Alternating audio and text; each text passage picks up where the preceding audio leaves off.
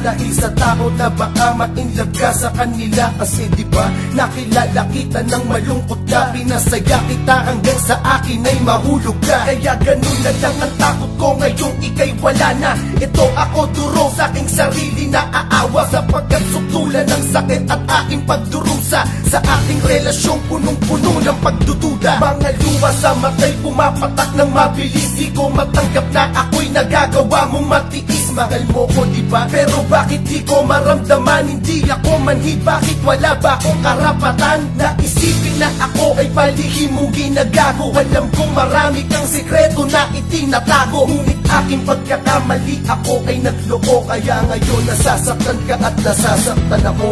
Hanggang ngayon mahal pa rin kita, tila hindi na to mag-iiba. Habang naaalala ka, nakatingin